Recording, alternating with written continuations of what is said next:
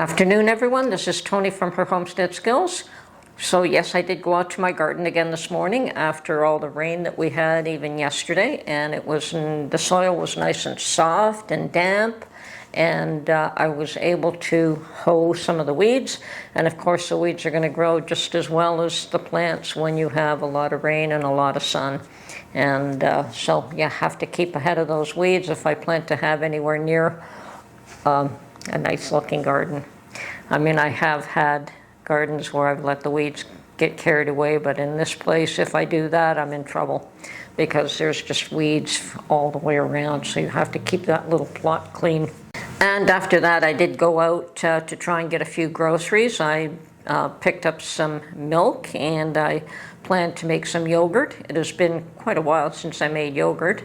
Very much like to have some on hand right now. And when I make my own, I have, 2 or 3 tubs as opposed to just a single one. So, and I just get to make plain yogurt, and I flavor it myself with my own homemade jam. Then I know exactly what's in it. Now I have a number of homemade jams. I could make it with the strawberry. I could mix it with the strawberry rhubarb. I have peach jam. I have orange jam. I have grape jelly. There's just so many different variations that depends on how I feel that day. I can mix whatever jam I want for the flavor that I want. So that's always nice. And yes, I didn't realize how much I missed having yogurt. I haven't had it for a while. I tend to go through stages where I want something and I have it every day, and then I stop and then I completely forget about it. Like, I haven't had waffles in a while either. But anyway, now it's yogurt. So after that, oh yes, and I looked for chicken carcasses. I did go to the shop where I normally buy the chicken carcasses, and lo and behold, first time ever, they didn't even have one package on the shelf. Now, those shelves where that is usually placed were fairly empty. So not only did they not have chicken carcasses, all their other types of cuts that they keep on those shelves were in very, very short supply. And I'm hoping that there is no other reason for that other than perhaps cleaning. Perhaps they're just cleaning all those shelves and getting them ready to load them up for the weekend.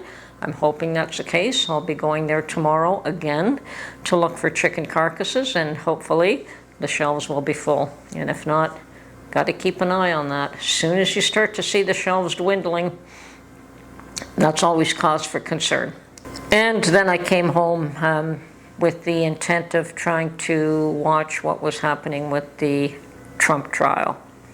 And I'll tell you, as a Canadian, I'm a little perplexed at that whole thing. And I have my point of view, and probably it's best not to say something because I am an outsider. But I think that no matter which side wins there, that it's going to get ugly. I don't see either side being complacent as to taking a loss or a hit, because he's got strong supporters and he's got strong detractors, and it's a difficult situation. And my concern is that I have always had expectations that the people will rise up. They have done it in other countries. We haven't seen it too much here, except where it was perhaps staged to occur. Like the latest one being the young people protesting in schools. Obviously, most of that was staged, and the young folks were, in my mind, manipulated. It happens here too. We still have a group that has been told to leave the University of Toronto, and they're refusing to do so, and they may be thrown out very soon, and that could get violent as well because they're adamantly refusing to leave. Now, what have all these students got to do with Palestine? Nothing. What do they understand of the situation there? Not very much. So somebody, someplace has told them, oh, you've got to be concerned about these poor people. They're getting murdered. They're dying. Women and children and blah, blah. And these hateful other people are doing all this terrible things. War is ugly. And my worry, of course, is that when you actually do get the population as a whole rising up against government, as we've seen in other countries, how terrible that can get. I know that in places like Iran, the people are mowed down. And in China, yeah, I remember Tiananmen Square, and I knew somebody that was in China and left during that period. Now, this person was not Chinese. She was a Canadian, but she was in China during that time and immediately left when that whole situation occurred. I believe it was very frightening for her. But there you had the whole population rising up against the government, and my fear is that that can and will happen here at some point. Will this whole trial be the catalyst that creates that? I believe it will happen. I believe that there has to be changes, that the people have to be governed better, not abused and kicked around and taken advantage of, and whatever the case is, whether you're black, white, green, or yellow, it doesn't really matter. Everyone needs to be treated fairly, and it's not happening. It's not happening there. And of course, one of the big issues here is that folks here are not defenseless. They won't be mowed down. They will fight back. So yes, it's going to be a tricky situation.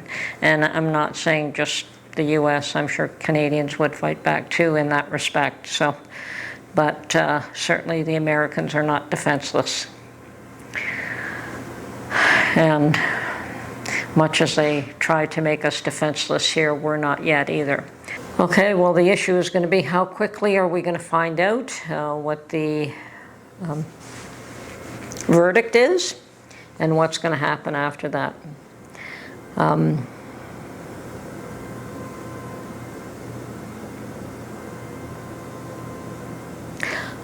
Let me assure you, there are politicians here and everyone around the world is watching that event. And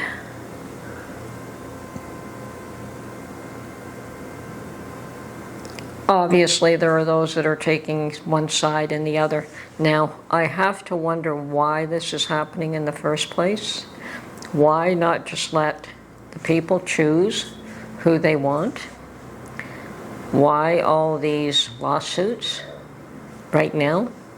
And, you know, funny thing about all of that was everything that the one side is trying to do to Trump with lawsuits, it turns out that Joe Biden's son will be in a courtroom for the balance of the term before the election. So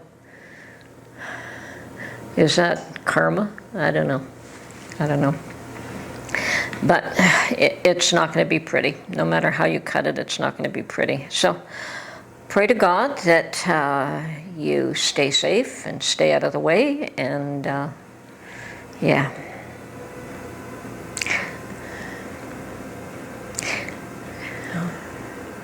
We are watching and we are praying. This is Tony from Her Homestead Skills. Talk to you soon. Bye for now.